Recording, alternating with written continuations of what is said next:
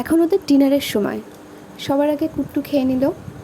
এই দানা আর দুধ খেতে ও খুব ভালোবাসে। দুধ তো ওকে দিনের মধ্যে যতবার দেবে ও ততবারই খাবে, কিন্তু খুব বেশি দিই না, কৃমি হয়ে যাওয়ার ভয়ে। খাওয়া দাওয়া সেরে ঘুমিয়েও পড়েছে।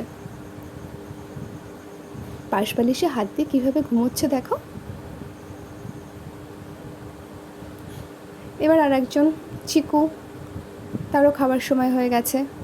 ও আবার ও সমস্ত দানা দুধ কোনোটাই খায় না। ও হচ্ছে পিওর বাঙালি বিড়াল, মাছ ভাত খেতেই পছন্দ করে। মাছ ভাতই ওকে দিয়েছি।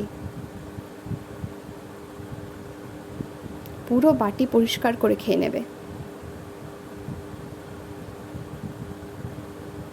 ওদিকে আমার ডোডোকেও দিয়ে দিয়েছি খেতে।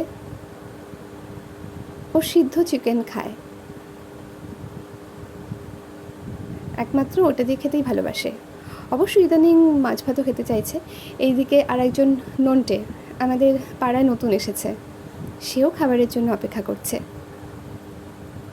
সব বাড়ি থেকেই যদি ওকে তাড়িয়ে দেয় তাহলে ও খাবে কোথায়, যাবে কোথায়? তাই রোজ আমি ওকে খেতে দিই, সকালে অফিস যাওয়ার সময় আর অফিস থেকে এসে রাত্রে। কিন্তু ডোডো বাবুর এটা খুব একটা পছন্দ না। ও শুধু ভাবে ওর খাবারে মনে হয় ভাগ বসাচ্ছে, এই জন্য সমানে ওর ওপর নজর রাখে। ডোডোর জন্য সিদ্ধ করা মাংস দিয়ে ওকেও খেতে দিলাম। পেটে কত খিদে, হাম হাম করে খেয়ে নিচ্ছে দেখো। ও যেন রোজ আসে, রোজই ওকে খেতে দেব। কিন্তু যতক্ষণ ধরে ওকে খেতে দিলাম, ডোডো ঠায় দাঁড়িয়ে দাঁড়িয়ে দেখলো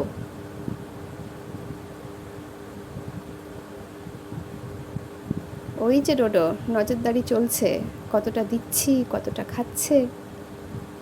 ব্যাপারটা মোটেই খুব একটা পছন্দ হচ্ছে না। ও যতক্ষণ ধরে খেলো, ডোডো ততক্ষণ পর্যন্ত দাঁড়িয়ে দাঁড়িয়ে ওকে দেখলো।